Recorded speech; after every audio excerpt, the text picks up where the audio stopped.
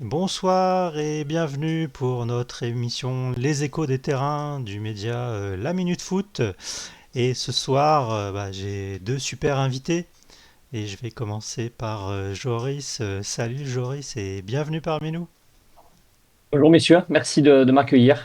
C'est sympa, merci beaucoup. C'est un vrai plaisir de t'avoir, toi qui as lancé un podcast sur l'OM. On va en parler Oui, plus tard du match de bien. l'OM, il y a beaucoup de choses à dire. Bah, malheureusement, j'aurais préféré être un peu plus euphorique que ce que je suis là. Et moi donc. Et bon, vous le connaissez tous maintenant, hein. C'est notre Manu international, intergalactique même, certains diront. Salut Manu. Salut Nico, salut Joris. Un habitué maintenant. La routine, Eh oui, c'est un peu. c'est plus les lundis, Manu, c'est jeudi maintenant. C'est vrai, c'est vrai, c'est vrai. Et pourquoi ne pas parler d'une défaite du PSG, dirons-nous? C'est quand même agréable, non? Ouais, mais ça devient rare déjà, parce qu'ils sont plus trop habitués à tout ça, mais en plus, on aimerait pas trop parler d'eux pour se réjouir, mais bon, on va être un peu obligé, donc du coup, on fait avec, mais ouais, c'est quelque chose de rare, mais qui peut-être peut-être moins une surprise que ça aurait pu être dans un autre moment de la saison, je pense. Oui, et puis il y a des circonstances atténuantes du côté du PSG, on va en parler. Beaucoup de blessés. Euh, des cadres qui, à l'image de Dembélé aussi, essayent de revenir à un super niveau, mais forcément, c'est pas évident. Toujours est-il que dans ce match, il y a eu aussi, on peut parler de boulettes, hein, je pense, à ce niveau-là, au niveau de Marquinhos, forcément. On a l'habitude qu'il soit un peu plus solide, avec des buts presque donnés. Vous me direz ce que vous en pensez de votre côté. Toujours est-il que c'est le Bayern qui s'impose au parc. Et lorsque on voit la physionomie du match, surtout avec ce carton rouge en fin de première, on avait plutôt espoir que le PSG arrive à s'en sortir. Au final, que nenni. Ça a tenté, mais en vain. On sait qu'en face, il y a un bon gardien du côté du Bayern. Donc, effectivement, c'est pas évident de tromper Manuel Neuer, on le sait. Et donc, dans cette formation, on avait quand même une équipe presque type, on va dire. Même si c'est vrai que moi, j'aurais plus vu un Neves commencer à la place de Warren Zaïre-Emery. Pareil, vous me direz ce que vous en penserez. Et on a vu après un banc qui est ce qu'il est actuellement du côté du PSG, où finalement, voilà, il y a eu cette sortie de banc de Neves qui a amené le seul but du match du côté du PSG. Mais derrière, quand tu fais rentrer Mayulu et Lee Kangin, et potentiellement Ramos aussi qui a beaucoup plus de minutes par rapport aux blessés, mais est-ce qu'il entre vraiment dans les plans de Luis Enrique? Ça, c'est une autre histoire. Manu, je t'en prie, commence à parler de ce match. Il y a eu clairement deux matchs, tu l'as dit, avant le carton rouge et après le carton rouge. Pour le PSG, c'est pas tellement frustrant parce que avant le carton rouge, le Bayern a été largement supérieur. Jusqu'au carton rouge de Luis Diaz, le match il est quasiment à sens unique. J'ai l'impression que le Bayern a vraiment abordé ce match comme un match de phase à élimination directe. Ça fait un moment que le Bayern n'est plus le Bayern d'il y a quelques années. Et cette année, ils ont envie de le redevenir. Ils ont gagné tous les matchs qu'ils ont joués. Et donc là, ils ont voulu jouer ce match-là comme un match de phase à élimination directe. Et le PSG, aujourd'hui, ne peut pas jouer un match comme ça. C'était déjà le cas l'année dernière parce que le PSG est monté en puissance plus tard, mais là encore plus, avec la Coupe du Monde des clubs, avec les. C'est Barcola qui l'a dit que même lui, il n'en peut plus, il est fatigué. Les joueurs ont l'air un peu épuisés. Ça se blesse. Dembélé est sorti au bout de 25 minutes. Hakimi s'est blessé aussi, mais Nuno Mendes s'est blessé aussi. C'est Ça pète incroyable. un peu de partout.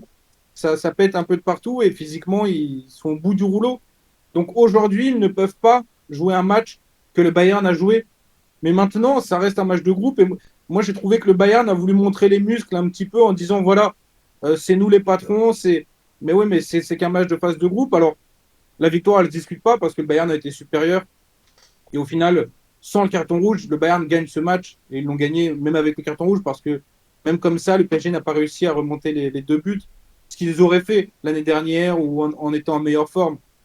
Mais là, tout simplement, c'est la conjoncture qui fait que le PSG aujourd'hui est légèrement inférieur et ça s'est vu et le résultat est assez logique. Moi, personnellement, ça m'inquiète pas déjà parce qu'il y avait 9 points avant ça et puis parce que c'est pas maintenant que quand je l'ai vu Compagnie courir sur le terrain, je me suis dit qu'il allait qu'il ramenait la Ligue des Champions avec lui sur le terrain, il courait avec, mais non, c'est qu'un match de phase de groupe. Bon, le Bayern montre que c'est déjà une très très belle équipe et aujourd'hui supérieur au PSG. Voilà comment moi je l'ai vu. Ton côté, Joris, même lecture? Oui, même lecture, mais Paris se confronte à ce qu'il devait arriver. C'est que l'an dernier, ils ont eu 100% de réussite sur l'arrivée des blessures ou non, parce qu'il n'y en a quasiment pas eu. La saison, comme l'a très bien dit Manu, à rallonge, a fait qu'il n'y avait pas de préparation. Ça, on l'a déjà beaucoup entendu, beaucoup dit. Et forcément, sans recruter énormément de joueurs, en recrutant quasiment personne, il leur manque du monde. Et puis après, comme toutes les équipes, et c'est pas que pour Paris, puisque l'OM n'a pas le même calendrier aussi long, mais il manque aussi des joueurs, par exemple. Dès qu'il manque 6-7 joueurs dans une équipe, là peut-être c'était un peu moins le cas pour le match de mardi soir, mais dès qu'il manque un peu des titulaires en puissance, des mecs en forme, ben forcément, dès que vous rencontrez une équipe forte, ça devient trop compliqué. Le Bayern est en bombe atomique, là il pourrait faire n'importe quoi, il pourrait jouer contre n'importe qui, il roule sur tout le monde. Mais est-ce qu'il est important d'être très fort maintenant? Je dis pas qu'on joue rien, mais il se joue pas grand-chose finalement, et d'être en bombe comme l'a fini Paris la saison dernière. Paris, à la même époque, l'an dernier, ils n'avaient même pas 9 points, ils étaient Hmm. dans une situation plus que précaire. On les voyait passer à la trappe, presque ils disaient que c'était pas trop grave s'ils se qualifiaient pas. Bon, mais là, cette année, ils sont beaucoup mieux, ils ont déjà 9 points, ça va passer, ils vont finir dans le top 8, il n'y a pas de problème. Ils vont refaire, je pense, un petit peu la cerise sur certains, contre ce qui est, je pense, alors après, on n'a pas à se réjouir ou non, hein, c'est pas du tout ce que je dis, mais la blessure d'Hakimi, je sais pas jusqu'à où ça va aller, mais ça va leur être préjudiciable parce que Lorenz Zaïre-Emery va certainement être le remplaçant de Hakimi. Il s'était refait la santé, lui, au milieu. Je pense comme toi, Manu, si Neves était prêt, il aurait dû jouer. Parce que ça fait partie des top 3 milieux pour moi au monde. Double C'est un pivot, joueur excellent. Neves, Ah, Vitinha, c'est très fort quand même. Neves Vitinha, c'est magique. Après, il fait ce qu'il veut. S'il veut marquer un but de la tête, il met un but de la tête. S'il veut mettre un retourné, il met un retourné. S'il veut mettre une reprise, il met une reprise. D'avoir un milieu capable de faire cela, ça a une valeur exponentielle. Ensuite, il va falloir qu'ils gèrent vraiment, eux, leurs blessés. Et les signaux, j'aime pas trop quand même le discours d'un peu tout, puisque pour Paris, ils en avaient voulu après Deschamps d'avoir fait jouer un peu tout le Hmm. monde et les blessures. Doué, ça va être long. Hakimi, ça va être long. Ça vaut ce que ça vaut la vidéo de Dembélé qui se chatouille l'ischio en disant j'ai mal et là il joue au bout de 25 minutes il sort. Barcola qui dit qu'il est fatigué. Bon, ça fait beaucoup beaucoup de paramètres où quand même il faudrait pas non plus Oui. se voir quand même arriver en disant ça va aller mieux dans quelques semaines. C'est quand même des joueurs assez importants qui risquent de manquer pour la suite. Et donc par rapport justement à ce choix de Enrique de titulariser Warren Zaïre-Emery, Manu, t'aurais fait pareil? Non, Neves, c'est le milieu titulaire du PSG de l'année dernière, Est-ce que avec Vitinha tu et comprends Fabien. pourquoi il l'a fait ou pas? Oui, il est toujours dans cette idée de rotation. Neves, il a été blessé à un moment, il revient petit à petit. Donc, il est toujours dans cette idée de gérer les temps de jeu. Le problème, c'est que là, il essaye de gérer tout ce qu'il veut, mais c'est au-dessus de la gestion, là. C'est un moment, c'est le corps humain qui ne tient pas et il peut gérer tout ce qu'il veut. Les joueurs, quand ton corps est fatigué, il est fatigué et ça se pète, peu importe ton temps de jeu. Même si tu as 25 minutes de temps de jeu, tu as le temps qu'un muscle se pète. Hmm. Quand tu es fatigué et c'est le cas. Donc il essaye de gérer ça. Mais non, non, évidemment que João Neves, c'est le milieu. C'est l'un des trois milieux du PSG l'année dernière qui a été la meilleure équipe du monde. Donc il est trop important. Il a encore été important. Il est rentré, il est buteur, tu l'as dit. Normalement, il aurait dû jouer. Mais bon, aujourd'hui, Luis Enrique essaye de protéger un peu tout ce qu'il peut. Donc je pense qu'il a voulu le protéger un petit peu. Et puis parce que Zaïre Emery, Joris a raison, Zaïre Emery enchaînait bien. Il commençait à enchaîner les matchs à un poste où il est beaucoup mieux. Et puis dans une équipe qui est plus cohérente. Donc c'est plus facile d'être bon dans une équipe qui tourne bien plutôt qu'avec l'équipe C. Mais c'est pas ça, c'est pas le fait de ne pas avoir mis Joao Neves. Peut-être que, d'ailleurs, quand il est rentré, le PSG était meilleur, mais c'était en supériorité numérique. Je sais pas, Joao Neves ou pas, qui a décidé que le Bayern était Dans l'issue du match, non. Hein, s'ils étaient restés à 11 contre 11, même avec Joao supérieur. Neves, il n'y aurait pas eu de débat, je pense. Et en plus, ce qu'il y a d'intéressant avec ce que fait le Bayern depuis le début de saison, ils ont exactement fait la même chose contre Paris, c'est qu'ils essayent de marquer très très vite, de se Hmm. mettre à l'abri et ensuite de gérer. Et là, il y avait 2-0 à la mi-temps. Si c'était resté à 11 contre 11, ils auraient peut-être essayé d'en mettre encore un Ouais, en leur laissant un petit peu plus le ballon dans la deuxième mi-temps et eux de gérer leur temps faible justement en piochant un peu moins. Alors en plus, on l'a dit tout à l'heure, si en plus Marquinhos se met ouais, à faire des cadeaux, parce que moi je veux bien que j'écoutais RMC, il y avait un auditeur qui avait dit c'est pas véritablement un cadeau, c'est le pressing, non, c'est un cadeau. ah oui, Quand tu mets 5 secondes pour contrôler le ballon à ce niveau-là et regarder, savoir où se place ton arrière-gauche, ton arrière-droit, non, à ce niveau-là, l'erreur, c'est trop, le niveau est trop haut pour pouvoir se permettre de faire ce genre de choses et après tu payes cash ce genre d'erreur, surtout contre une équipe comme ça qui est en très grande forme. La réaction de compagnie, moi, elle m'a fait rire. Parce que lui aussi, il y a quand même un petit truc où c'était l'entraîneur par défaut l'an dernier. hmm, Il était en bas de la liste, ils l'ont mis. Bon, oui, non, le Grand Bayern, pas le Grand Bayern. Là, il fait un début de saison extraordinaire et qui est au-dessus des attentes de tout le monde. Et ça redevient le Grand Bayern avec lui à sa tête. Et il a tapé l'une des meilleures équipes du monde, affaiblie ou non, ainsi de suite. Ça, après, ça regarde que les suiveurs, ça, que l'équipe est affaiblie. Du moment que vous jouez Paris Saint-Germain au Parc des Princes, vous arrivez à les taper, vous avez tapé le champion en titre chez lui. Donc forcément, ça avait beaucoup d'importance pour lui.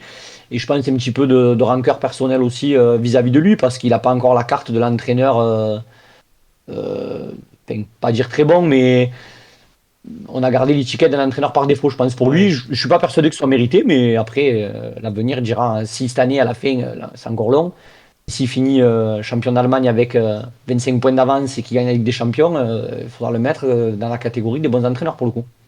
Ah oui, ça c'est une certitude. Euh, Moi j'aimerais revenir sur quelque chose aussi qui est important. On vient de parler de Marquinhos. Euh, on sait par quoi est passé le PSG en Ligue des Champions. On va pas revenir sur toutes les histoires qu'il y a eu.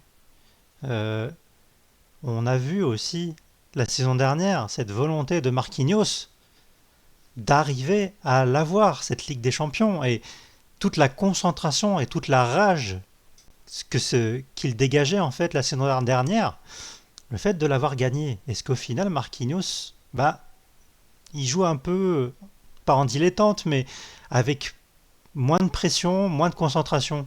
T'en penses quoi, Manu? Oui, mais tous. C'est pas que lui, c'est tous. La décompression, elle est pour tous les joueurs. C'est logique quelque part.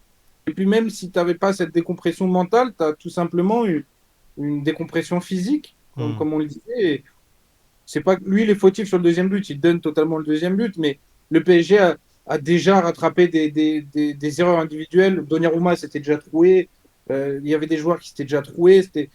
Le PSG arrivait largement à passer au-dessus de ça. Aujourd'hui, cette équipe, enfin, face au Bayern, cette équipe, elle n'a pas réussi ça. Mais c'est pas Marquinhos, c'est l'équipe tout entière. Quand je vois le match de Fabian Ruiz, c'est pas le même. C'est pas le même. Il lui aussi il revient de blessure. Barcola, il fait pas un bon match du tout. Dembélé, il se blesse au bout de 25 minutes. C'est un tout. C'est un tout qui fait qu'aujourd'hui, le PSG n'est pas aussi fort que l'année dernière, mais c'est normal. Il y a aucune. Moi, j'ai pas d'inquiétude. Alors oui, euh, je suis pas médecin et si on me dit que les organismes vont souffrir toute la saison, bon, ben, ça va être compliqué. Mais bon, moi, je suis assez optimiste sur le fait qu'ils vont retrouver un niveau de jeu proche de celui de l'année dernière et qu'ils vont monter en puissance. On verra. Je pense qu'ils vont monter en puissance avec l'état physique des joueurs, comme tu l'as très bien dit. Mais il y a un truc aussi qu'il ne faudra pas galvauder et qui va arriver. Il y a une Coupe du Monde qui va se profiler très vite, la CAN pour certains. oui. Et je dis pas que les mecs vont commencer à choisir un petit peu leur temps de jeu ou comment ou pourquoi, mais ils ont réussi à faire une chose extraordinaire, c'est de gagner une Ligue des Champions. C'était pas prévu, soi-disant. Bon, après, quand le budget qu'à Paris, Il la l'an cherchait quand dernier, quand même. ils sont lancés dans la compétition, ben forcément, quand tu vas faire Kvara 70 millions dans l'hiver, c'est pas pour battre Angers à domicile, on l'avait bien compris. Mais ça a été bon pour eux. Mais peut-être pour un type comme Marquinhos, même je dis pas qu'il est arrivé au bout du Paris Saint-Germain, ça ne me regarde pas, je sais pas s'ils auraient dû le vendre ou non. Le mec a tout connu, les désillusions, là ils ont tout gagné, ils ont marché sur tout le monde et ça a été très très fort. Ah ben, peut-être qu'il en met un peu moins que ce qu'il en mettait l'an dernier ou il y a 2 ans. Et puis après, il ne faut pas non plus se cacher avec ça, mais Marquinhos c'était un peu pas le chat noir, mais souvent quand ça sentait un peu la poudre, il avait tendance à se tromper. Là, hier, il y a eu cette erreur. Comme l'a dit Manu, comme je pense, on le pense tous aussi. Hier, c'était pas un match pour du beurre, c'était un beau match de football. Mardi, pardon, c'était un beau match de football, il fallait le voir. Là, sur les points, c'est le Bayern qui a gagné, mais ça ne veut pas dire que le Bayern va finir champion d'Europe. Ça ne veut pas dire que Paris ne peut pas faire le doublé. Voilà, il n'y a pas grand renseignement, à part de savoir que le Bayern est très fort en ce moment. Oui, ça y a zéro souci avec ça. Ils l'ont montré, que Paris a un peu plus de mal, on l'a vu aussi. Mais après, même pour un spectre un peu plus large sur la Ligue 1, il va falloir voir l'utilisation qu'en fait Luis Enrique de tout le monde pour voir où ils veulent aller eux aussi, parce qu'avec les blessures, avec un peu tout, on l'a vu qu'il avait voulu un petit peu faire tourner tout ça, et c'est pas non plus un Paris Saint-Germain qui marche sur tout le monde en Ligue 1, C'est vrai. à part le match de Strasbourg, qui était un beau match à voir, mais c'était pas un grand match non plus du Paris Saint-Germain. Donc il y aura peut-être des coups à jouer pour tous les poursuivants, parce que là, cette année, tout le monde est assez proche de Paris. Mais c'est sûr que si Paris joue normalement et avec 3-4 joueurs de plus, on est tous d'accord, je pense, avec ça, il y a zéro débat. Paris est largement, largement, largement au-dessus de n'importe quelle équipe en Ligue 1 et en Europe aussi. Tout à fait. J'aimerais vous poser une dernière question avant de passer à un autre match. La question qui brûle les lèvres à tous les supporters parisiens. Est-ce que Chevalier est au niveau d'un Gigio Donnarumma? Manu, Comme vous voulez. comme Comme vous voulez.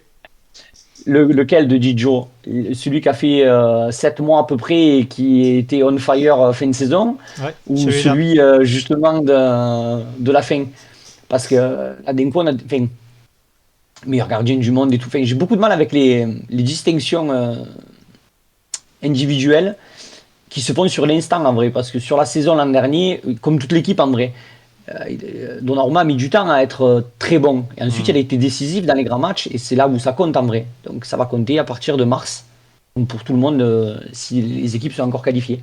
Mais pour Chevalier, le poids du transfert, il arrive dans l'équipe championne d'Europe qui gagne le championnat facilement, où il y a des attentes, un entraîneur qui lui demande autre chose. C'est pas Lille, c'est Paris avec un rôle d'équipe majeure. Donc il faut qu'il arrive à faire tout ça. Et puis après, ben là c'est vrai que pour l'instant, dans les gros matchs où il doit être décisif, il ne l'est pas. Alors faire des doubles parades, je schématise, enfin je fais une grosse métaphore, mais vous avez compris. Faire des gros matchs contre Nantes, Lens, Angers, oui, s'il veut. Mais là, sur les gros matchs qu'il y a eu depuis le début de la saison, il n'est pas clair sur les buts quand même. Il y a toujours un petit truc où tu te dis, ah là, il aurait pu. Celui de Lille, il l'aurait sorti. Là, il le fait pas. Après, je pense que que c'est un bon gardien qui va y aller, mais ça lui fait du bien aussi un peu de revenir à la réalité aussi, parce qu'il, dans ses déclarations et tout, même vis-à-vis de l'équipe de France, tout ça, je le trouvais un peu. Alors, il faut être sûr de soi, il faut avoir de l'ego quand on est professionnel, j'en conviens. Mais je le trouvais un peu trop éloquent pour ce qu'il faisait. Hmm. Et là, il est en train de se faire un petit peu rattraper par la situation, mais c'est pas pour autant aussi, là, comme je viens de le dire, c'est pas condamnable, hein. Ils vont sortir de la poule, ils vont se qualifier. Après, c'est sûr que si en huitième, il y a 2 parades à faire, il les fait pas et qu'ils se font éliminer, forcément, là, la comparaison et fera raison peut-être aussi. Hmm. Ton avis, Manu? Non, non, aujourd'hui, il n'est pas au niveau de Donnarumma. C'est évident. Même Donnarumma qui aujourd'hui fait beaucoup de bien à City, même si ça reste le Donnarumma qui, sur un ballon, peut faire une dinguerie, mais en fait, il est tellement décisif par ailleurs, il est tellement imposant dans son but et il a une envergure tellement folle que il sort des situations qu'il y a très peu de gardiens qui peuvent sortir. Moi, je le pense toujours. Pour moi, il n'y a aucun meilleur gardien au monde que Donnarumma sur sa ligne. Je vois pas aujourd'hui, si Courtois, mais Courtois, il a été blessé longtemps. Je vois pas de meilleur gardien sur sa ligne que Donnarumma. Et si Manu, tu l'as dit, il y a Courtois et lui, hein, en vrai, sur sa ligne, Courtois ou Donnarumma, très, très, trop fort même par moment. Mais après, oui, sur le reste, Ils sont que tous les deux. Aujourd'hui, c'est compliqué de remplacer Donnarumma au PSG. Et Donnarumma a déjà fait beaucoup de bien à City, je le disais. Donc, c'est très compliqué maintenant. Et encore une fois, Donnarumma aussi, il a mis beaucoup de temps à être performant et à s'imposer et à être un élément décisif. Avant ça, tu savais pas quel match il allait faire. Donc, ça a longtemps été comme ça. Et pour Chevalier, c'est aussi un apprentissage. Et je ne suis pas inquiet. Moi, personnellement, je le trouve un petit peu moins imposant, un petit peu moins. Pas, pas fort, mais pas en termes techniques, mais physiquement. Déjà, rien que physiquement, moi, j'aime beaucoup les gardiens très, très imposants. Et je Et le je sais trouve pas, Manu, si je vais dans ton sens, mais je vois ce que il fait petit dans la cage. Je un sais Mhm. pas peu. comment il fait. Enfin, Donnarumma, même si bon, il avait pas un faciès de guerrier, enfin, vous voyez ce que je veux dire, Et- il fait un peu gentil, mais quand il y avait les matchs où ça sentait le truc, j'avais l'impression qu'il prenait de la place. Et même, c'est pas question de taille ou pas. Un mec comme Casillas, quand il était en version sanitaire, enfin, tu le voyais dans la cage, tu disais, mais le mec, il prend toute la cage, Mhm. il sentait fort. Alors, avec ce maillot qui lui va un peu ample à chevalier, et puis un peu, il est moins. J'ai l'impression qu'il est petit dans la cage. Et après, les attaquants, ils doivent le sentir aussi, hein. Kane, quand il doit voir ça, il doit se dire, bon, c'est bon, bon, s'il y en a une, normal, je vais marquer, il ne fera pas un arrêt extraordinaire. Mais pour aller dans ton sens, oui, après, il n'y a pas de grande inquiétude, je vois pas non plus de quoi se rouler par terre en disant que c'était un mauvais choix. Je Mhm. pense pas, je pense pas. Après, il fallait acheter un gardien de ce calibre-là, et il n'y en a pas non plus 10 000, hein. Mais vous comprenez quand même le choix du PSG? Enfin, moi, j'ai toujours pas très bien compris ce qui s'est passé au final, même si il y a eu cette histoire de reconduction, évidemment. C'est une histoire de sous, forcément, on est dans le football, hein. Mais Oui, mais pas que. Oui, oui, dessous, mais pas que. oui, bah vas-y, alors explique Manu, parce que moi je Alors, crois que... Donnarumma avait un an de contrat.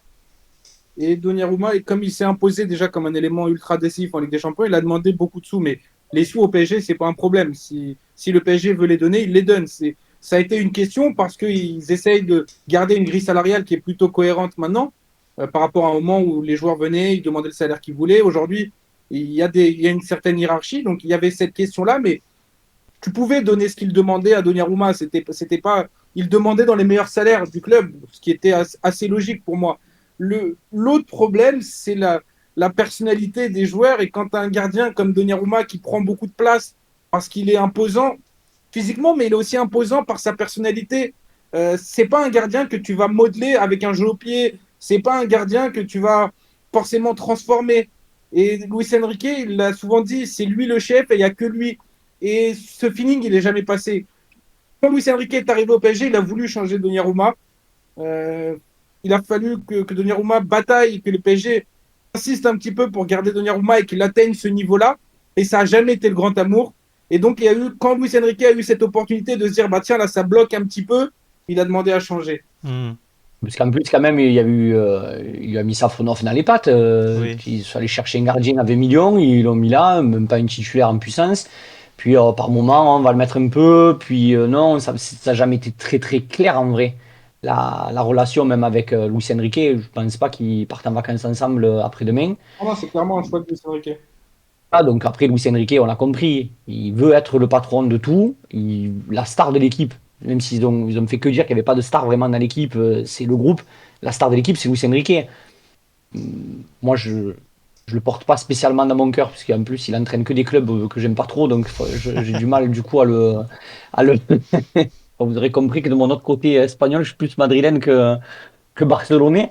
Mais le reportage, les caisses qu'ils ont fait avec Mbappé, tout ça, bon, on a bien compris que la star de l'équipe, c'est Luis Enrique. Ok, l'entraîneur, le gardien ne lui convient pas, et il a fait sortir pour prendre un gardien qui sait où il aura moins de problèmes avec lui. Ils ne sont pas allés chercher Maignan, par exemple. oui. Parce qu'avec Maignan, sur le discours n'aurait pas été le même si Maignan aurait voulu faire un petit peu comme Euh, il le ferait. Tandis que Chevalier est plus Chevalier, là, il jeune. arrive de Lille. Il est Ah, plus au jeune, moins, il est plus il va écouter modelable. voilà, il écoutera ce que va lui dire de faire Luis Enrique sans trop broncher. Oui. Vu comme ça, effectivement, c'est beaucoup plus compréhensible. Merci, messieurs. Mais bon, c'est vrai que moi, j'aime beaucoup Didio, mais ça, c'est un autre problème. D'ailleurs, soit dit en passant, Manu, ok, d'aller à City, mais je l'ai pas vu meilleur au pied hein, à City. Donc, Moi, ça me fait beaucoup rire parce que quand je pense à Guardiola, c'est vraiment pas le Ah pro. oui, Il aurait Guardiola, tu lui demandes, il préférait mettre Phil Foden dans le but, mais lui, il pourrait. Mais il a dit, eh oui. tu sais que ses adjoints ont déjà dit que sur un match, il a voulu faire rentrer un milieu de terrain dans les buts. ouais, Il, il est fou. Et donc, pour lui, c'est pas du tout le prototype du gardien qui relance court, qui est très très fort avec ballon, mais en même temps, moi, ce que j'adore avec Guardiola, c'est que petit à petit, il a aussi réussi à évoluer. Quand il prend Haaland, moi, je te jure que je pense aux séances d'entraînement avec Haaland qui dévie, qui rate une passe ou qui n'arrive pas à dévier le ballon, qui n'arrive pas à jouer. Je te jure que je suis mort de rire. Et pourtant, ça lui a permis de gagner Ligue des Champions. Aujourd'hui, il a senti aussi que dans les buts, c'était trop faible. Et qu'Ederson, il n'était pas fiable à 100% sur les grands matchs. Et donc, il est allé chercher un gardien qui, de base, n'est pas son idée d'attaquant. Mais tu m'aurais dit, il y a 6 ans, 7 ans, un peu plus que Guardiola allait jouer avec Haaland devant, j'aurais fermé l'ordinateur. C'était pas possible. C'était pas Mais possible. Manu, il aurait mis ni Haaland, ni Donnarumma il y a 6 ans en arrière, mais même pas en rêve. Mais même, il n'y a même pas eu de discussion possible. Il aurait C'est pu là où je le sortir. trouve, c'est là où je le trouve au-dessus et c'est là où je le trouve super intelligent, c'est que il a son approche et son approche, elle a déjà ultra performé, ça, personne va revenir dessus, mais il a l'intelligence de tout comprendre. Ça veut dire qu'il sait pourquoi il fait les choses. Et il a évidemment eu des périodes compliquées. C'est pas lui connaît le foot et personne connaît le foot à côté et il gagne tout le temps. Il a des difficultés, il a eu des problèmes, mais sur la durée, il arrive à tellement tout comprendre ce qui se fait dans le foot qu'au final, il trouve toujours des solutions pour avoir une équipe ultra performante, Bien sûr. évidemment, avec un carnet de chèques que personne n'a. Sinon, c'est pas marrant. Mais hmm, encore faut-il avoir ce carnet de chèques et les résultats et la cohérence de ce que tu alignes. Et là, cette année, je pense que City va être un vrai problème en Ligue des Champions, mais on verra bien. Je suis assez d'accord. bah ouais, merci Même si messieurs. c'est pas ma cam première Pep, mais Ouais, je suis assez d'accord. oui. Bah, je Il m'a pense. traumatisé, hein. Oui, mais, oui, je veux bien te croire. Moi, je suis plus Blaugrana, mais ça, c'est un autre débat. Un débat peut-être. Il n'y a pas si longtemps, on parlait d'arbitrage avec un supporter madrilène et un supporter Blaugrana, donc c'est pour te dire. Voilà, Bah, il y a et de quoi faire. pour teaser le dernier match, mais en étant quelque peu supporter du Real et supporter de l'OM, tu te doutes bien que le penalty de la fin de Medina, je l'ai vu Oui, arriver à 1 kilomètre. Je me doutais quand elle allait sortir la carte chance du Real Madrid. Bon, en plus, c'est contre mon club de cœur, donc j'étais un peu énervé. Mais quand j'ai vu que la sifflet penalty, tout ça, dans la vie de Madrilène, c'est normal, ça. eh Il y oui. avait pas de débat. Mais bon, voilà, c'est comme ça, les grands clubs et l'histoire des grands clubs fait que ça tombe plus facilement de leur côté que des autres. Oui, C'est malheureux, mais c'est comme ça. bah, c'est un peu ce qu'on s'est dit aussi pendant ce fameux live, hein, c'est sûr, les grands clubs sont Et Paris arbitrés.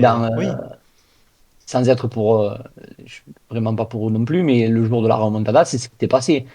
Tout s'est arrangé vers Barça, parce que Paris était encore un petit club européen et pas encore invité à la table. hmm, Là maintenant, je pense que comme est Paris et s'ils rejouaient le même match, bon, avec la VAR aussi, c'est compliqué de faire, mais ça n'aurait pas été la même sauce du tout, je pense. ah oui, Je suis même sûr. c'est sûr. Mais t'inquiète pas, on va en parler de l'arbitrage avec le dernier match.